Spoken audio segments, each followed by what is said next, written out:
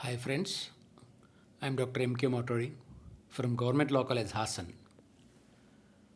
In this video lecture, I am going to discuss about this grounds of dissolution of marriage under the Divorce Act 1869. This piece of legislation is made applicable to the Christians in respect of the dissolution of their marriages. As far as personal laws applicable to the Christians, there are various legislations.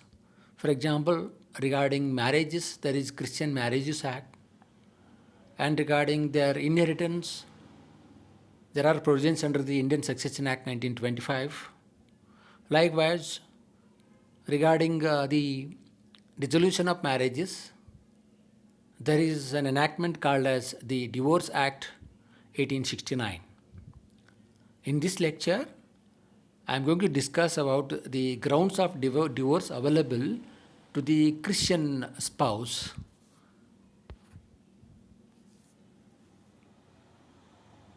At the outset, it should be borne in mind that this enactment is applicable to the Christians residing in India, as I said. And looking to the objects and reasons of this enactment, this act was passed to amend laws relating to the dissolution of marriages of persons professing Christianity. It means this act is applicable to the Christians in the matters of dissolution of marriage. In 1869, this act was named as the Indian Divorce Act. But by the amending act of 2001, this act is now renamed as the Divorce Act. So it is no more called as the Indian Divorce Act, it is just Divorce Act 1869. This act confers a jurisdiction upon the courts regarding the matters of dissolution of marriages of Christians in India. And this jurisdiction is conferred upon the district courts. To apply for any relief under this enactment, the parties to the marriage must be residing in India. As far as the marriages between the Indians and NRIs, the matter is governed more suitably by the private international law, and those matters are more suitably governed by the international agreements and also by the reciprocity clause under the Civil Procedure Code. In this lecture, I am confining myself to the divorce and the grounds available to the Christians who are residing in India. I mean, both the parties are residing in India. Now, coming to the grounds of divorce available to the Christian spouse, Section 10 provides for it.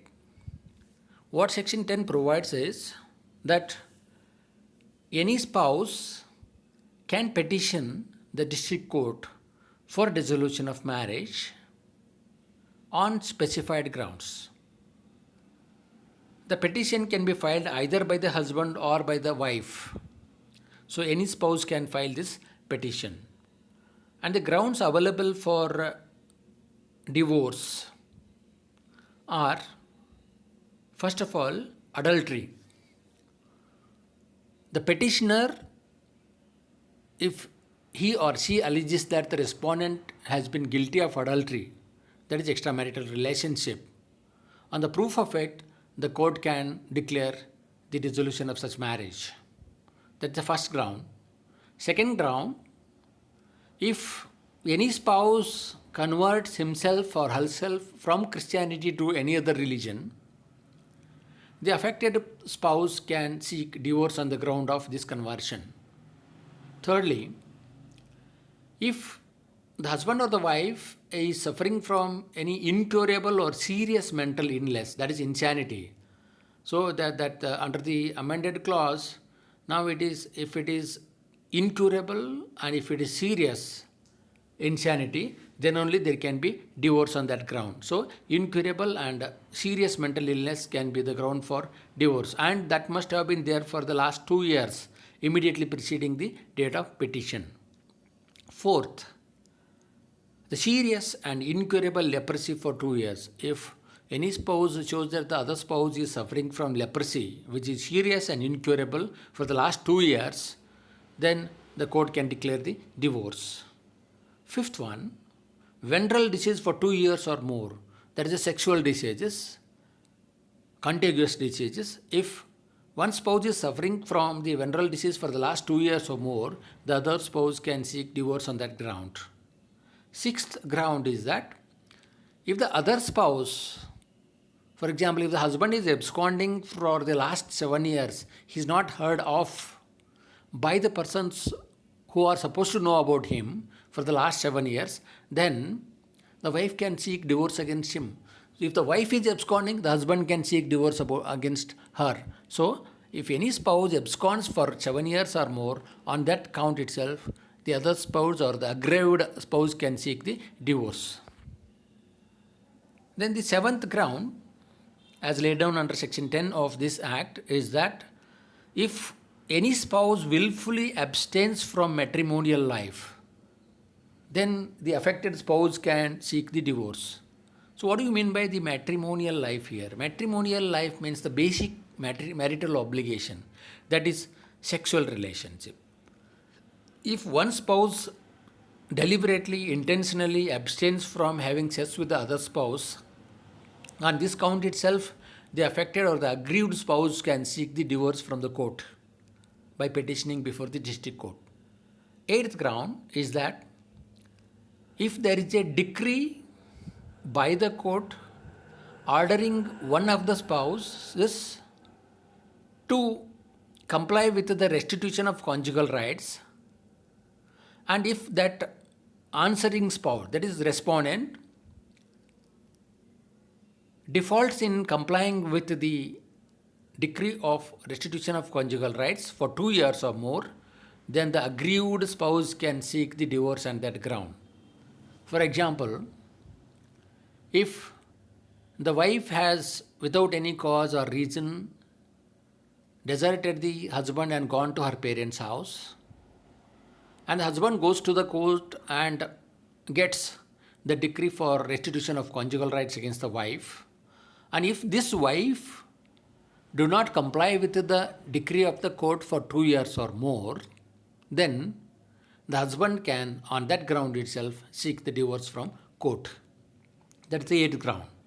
Ninth one, if any spouse deserts the other spouse, that means he goes away or she goes away from the other spouse without any cause for 2 years or more, the affected or the aggrieved spouse can seek divorce from the court on this count.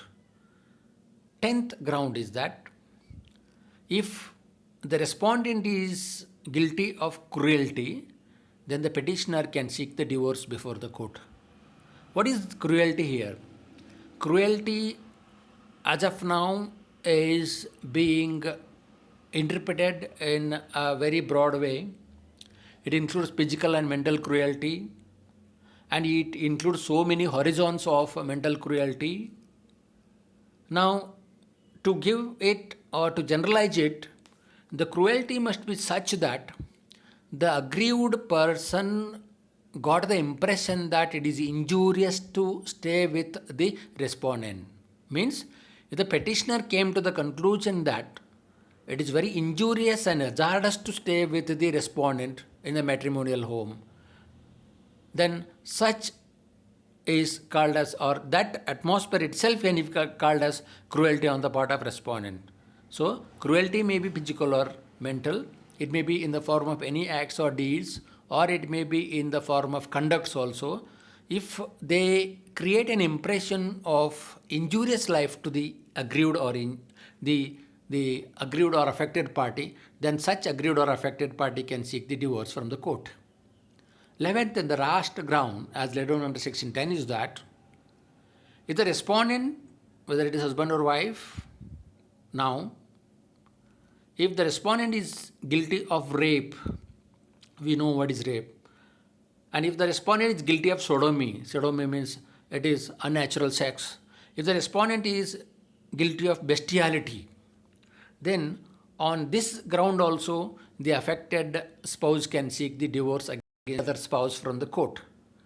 So these are the grounds of divorce that are available to the Christian spouse against the other spouse to seek the divorce from the court. And there is another provision added to this Section 10 by 2001 amendment, that is called as Section 10A. This is divorce by mutual consent. So provision for divorce by mutual consent is provided under the 2001 amendment. To seek divorce under this clause, there should be fulfillment of some three conditions. What are those three conditions? Number one, if both the parties are living separately for the last 2 years, means it should be made known to the court, it should be established before the court that for the last 2 years, the husband and wife are living separately, they are not living together. So, separate living is to be proved to the court, number one. Number two, it has not been possible for them to live together in these 2 years. So, in the first ground, it is shown that they are living separately for 2 years or more. In the second ground, they should also prove that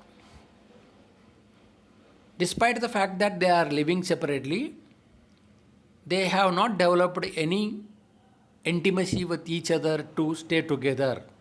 It means their intention to remain separate has become concrete. Such must be the proof before the court. That is the second thing to be proved. Third one, both have agreed for divorce by mutual consent. So, thirdly, what they should prove before the court is that both are in agreement as to separation by way of divorce by mutual consent. So, three conditions, namely for the last 2 years they are living separately and it has not been possible for them to join together, and it is their mutual agreement that they shall be separated once and for all in the form of divorce.